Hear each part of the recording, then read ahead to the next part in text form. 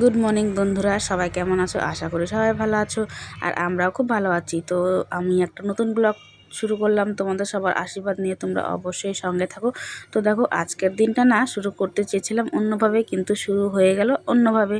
তো যাই হোক, সবই ঠিক ছিল। লাস্টের দিকে তোমরা দেখো কি হলো, তোমরা পুরোটাই বুঝতে পারবে। তো এদিকে আমি সকালবেলা কাজে যাওয়ার আগে বাড়ির সমস্ত কাজ করে রান্নার মধ্যে শুধু ভাত করেছি, কারণ তরকারি তো আগের থেকে করে রাখি আমি রাত্রেবেলায়। তো যাই হোক, জল খেয়ে নিলাম, একটু উষ্ণ গরম জল, যেটা আমি কাজে যাওয়ার আগে খাই। আর মেয়েকে একটু ডেকে দিলাম। আর এক জায়গায় কাজ সেরে সেখান থেকে আসার পথে কিছুটা সবজি নিয়ে নিলাম, কারণ সবজি একদমই ছিল না ঘরে। তো আজকে সবজির মধ্যে একটু নিয়ে নিলাম লাল শাক আর একটা বাঁধাকপি, কারণ ইদানিং দেখছি ছেলে আর মেয়ে বাঁধাকপি খেতে বেশি একটা ভালোবাসছে ফুলকপির থেকে। তো যাই হোক, ওরা যেটা ভালোবাসে সেটাই নিয়ে নিলাম। আর একটু লাল শাক নিয়ে নিলাম, লাল শাকটাও ভালোবাসে খেতে।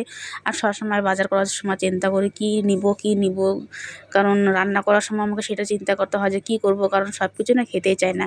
তো যাই হোক, বাজারগুলো রাখতে আসার সময়, আর আমার ছেলে জানেই যে এই রাস্তা দিয়ে এই টাইমে মা যাবে, তো ও আগে থেকে দাঁড়িয়েছিল। তো ওর একটা অভিযোগ ছিল দিদিভাইয়ের নামে, কারণ দিদিভাই নাকি ওকে মেরেছে, বকেছে। সেটাই আমাকে 1000 অভিযোগ নিয়ে আমাকে, মানে কি বলবো, খুব রাগারাগি করছিল। হ্যাঁ, দেখতেই পাচ্ছ কত অভিযোগ। আমি বললাম, বাবা এত অভিযোগ করো না, দিদিভাইয়ের কথা শোনো, দিদিভাই তো তোমার ভালোর জন্যই বকে, তুমি তো কথা শোনো না, দুষ্টুমি করো, সেটা তো আমিও জানি। তো বলার পরে আরও খেপে গেল। তো বললো যাই হোক, তো যেটা বলছিলাম, দিনটা শুরু হলো অন্যভাবে। তো দেখো, আমি কাজের থেকে সমস্ত কাজ সেরে কিন্তু চলে আসছি। আর বোনকে ফোন করেছিলাম, ওর একটা দরকারি কাজে যাব আমরা। তো এই যে মেয়েটা দেখতে পাচ্ছ, এটা হচ্ছে আমার বোনের মেয়ে, আর বোনের জামাই এসেছে, বোন এসেছে, সবাই এসেছে ওরা। আর আমার ছেলে মেয়ে জানতো না, আর আমিও জানতাম না। আমি কাজে গিয়েই ওদেরকে ফোন করেছিলাম যে একটা কাজ আছে, সেটা তোরা আয়, তখনই যাব।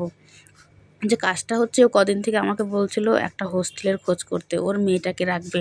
তো ও তো একটা কাজ করে যেখানে সারাদিন লাগে, ও সারাদিন থাকে না, আর মেয়েটাকে দেখার লোক নাই। তো ভাবছে মেয়েটাকে একটা হোস্টেলে দিবে, যেখান থেকে ভালো পড়াশোনা একটু ভালো হবে। তো কিছুদিনের জন্য রাখতে চেয়েছিল। তো সেটাই দেখার জন্য আমিও সময় পাচ্ছিলাম না। তো আজকে দেখলাম যে না, কাজ একটু কম আছে, তো ওকে একটু বলি আজকেই চলে আসতে। ওকেও ফোন করেছিলাম, ও বলে বাড়িতে আছে, ওর বড় বাড়িতে আছে। তো ওরাও মানে দেরি করলো না, চলে আসলো। তো যাই হোক, এইভাবেই আমাদের মানে দিনটা শেষ হচ্ছে। এখন প্রায় বাজে 4টা।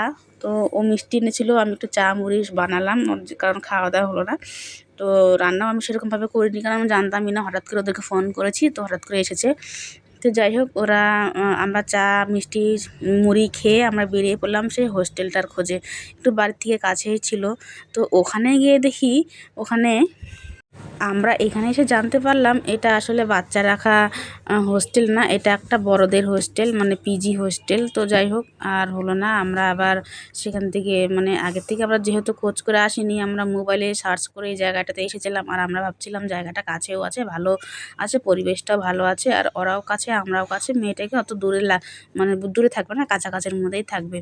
তো এইখানে তো এসে দেখি যে অন্য, মানে আমাদের ভুল ভাল ঠিকানাতে আমরা চলে আসি, মানে ভুল জায়গায় চলে এসেছি। এটা আসলে আমাদের দরকারি জায়গা না। তো কী আর করব, সামনেই ডাবগ্রামের, মানে শিলিগুড়ি ডাবগ্রাম যে পার্কের সামনে যে বড় মাঠ, ওখানেই আমরা বসেছিলাম অনেকক্ষণ। আর চিন্তা ভাবনা করছিলাম কি করব না করব, কোথায় আরও মোবাইলে সার্চ করলাম বসে বসে, যে দেখি আর কোথাও আছে নাকি কাছাকাছি। কারণ অনেক মানুষের খোঁজখবর, মানে অনেকের কাছে খোঁজখবর নিয়েছি যে কি তোমরা জানো না কি এরকম কোনো হোস্টেল। তো সবাই বলেছে না গো, আমরা সেরকম জানি না। তো আমরা মোবাইলে সার্চ করছিলাম, কারণ আজকাল তো মোবাইলে সব কিছু দেখা যায়। তো তাও পাচ্ছিলাম না। তো কী আর করবো, ওখানে অনেকক্ষণ থেকে তারপরে সন্ধ্যাও হয়ে গেছিলো। তারপরে দেখো, এদিকে দেখো, একটু আমার ছেলে বোনের সঙ্গে ফটো তুলছিল, আরও খুবই ভালোবাসে ফটো তুলতে। তো ওদেরকে বললাম রাত্রেবেলা আর যেতে হবে না, আমাদের বাড়িতেই থেকে যা, খাওয়া দাওয়া এখানেই হবে। তো ওরা বলল না, যেতে হবে আজকে বাড়িতে, থাকা যাবে না।